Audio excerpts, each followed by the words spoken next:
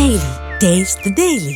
மாற்று கட்சியிலிருந்து இயக்கத்திலிருந்து விலகி நீங்கள் அனைவரும் முத்தமிழக கலைஞருடைய உடன்பிறப்புகளாய் இன்று நம்முடைய திராவிட முன்னேற்ற கழகத்திலே இணைகின்றீர்கள். இந்த நிகழ்ச்சியை ஒருங்கிணைத்த நம்முடைய மாணவரணி செயலாளர் மாணவரணி தலைவர் சகோதரர் ராஜீவ்காந்தி அவர்களுக்கு என்னுடைய முதற்கண் பாராட்டுகளையும் வாழ்த்துக்களையும் நான் தெரிவித்துக் கொள்கின்றேன்.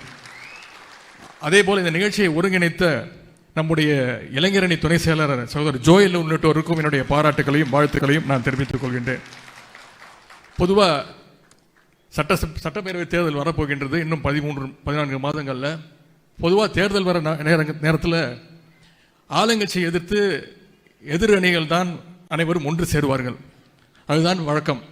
ஆனால் இன்றைக்கு வித்தியாசமாக நம்முடைய ஆளுங்கட்சியிலே நீங்கள் எதிர்கட்சியில் இருக்கக்கூடிய நீங்கள் உங்கள் அனைவரையும் இன்றைக்கு இணைத்துக் கொண்டிருக்கிறீர்கள் என்றால் வருகின்ற சட்டப்பேரவை தேர்தலுடைய முடிவு என்ன என்பதும் உங்களுக்கு தெரிந்திருக்கக்கூடிய ஒன்று தான். வெறும் சட்டப்பேரவை தேர்தல் அந்த முடிவை நோக்கி மட்டும் நீங்கள் சேரவில்லை.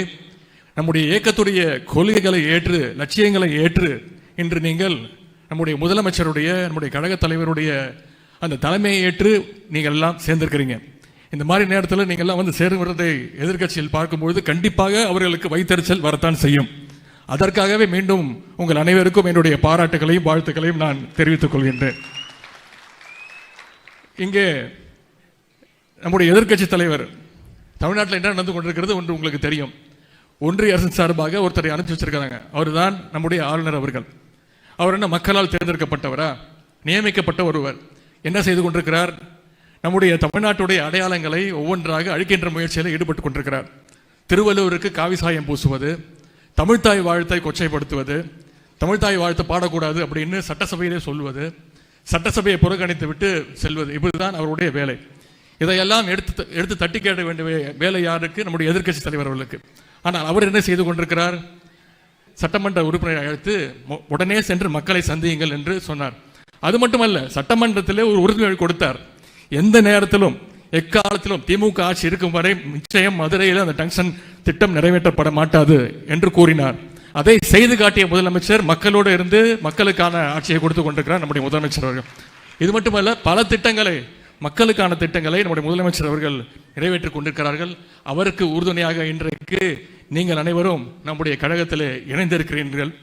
இனிமேல் எங்களுக்கு அதை பற்றி பெரியாரை பற்றி எல்லாம் கவலை இல்லை. பெரியாரை பற்றி தூற்றுவரையெல்லாம் நீங்கள் பாற்றுக்கொள்வீர்கள்.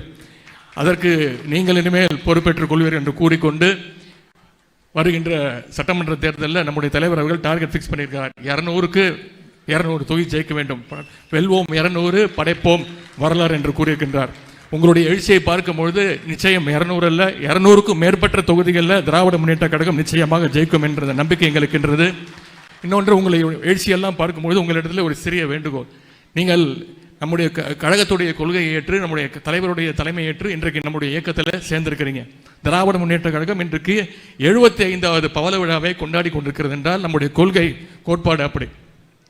நான் உங்களிடத்தில் வைக்கின்ற கோரிக்கை என்றால் எல்லாம் ஒன்று தான். நீங்கள் வந்து விட்டீர்கள்.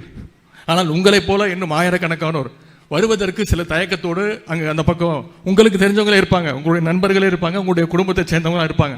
அவங்க இடத்துல நீங்கள் எடுத்து சொல்லி அவங்க அத்தனை பேரையும் நம்முடைய கழகத்தில் இணைக்கின்ற முயற்சியில் நீங்கள் ஈடுபட வேண்டும் என்று கேட்டுக்கொண்டு வந்திருந்தவங்க அத்தனை பேரையும் வருக வருக என வரவேற்று உங்கள் உழைப்பிற்கான அங்கீகாரத்தை நிச்சயம் நம்முடைய தலைவர் தகுந்த நேரத்தில் தருவார் என்று கூறிக்கொண்டு மீண்டும் வாய்ப்புக்கு நன்றி கூறி உங்களை எல்லாம் வருக வருக என வரவேற்று மகிழ்கின்றேன். நன்றி, வணக்கம். பாதகம் செய்பவரை கண்டால் நாம் பயம் கொள்ளலாகாது பாப்பா. மோதி மிதித்து விடு பாப்பா, அவர் முகத்தில் உமிழ்ந்து விடு பாப்பா. அண்மை செய்திகளை உடனுக்குடன் தெரிந்து கொள்ள இணைந்திருங்கள் எம் நாடு தொலைக்காட்சியுடன்.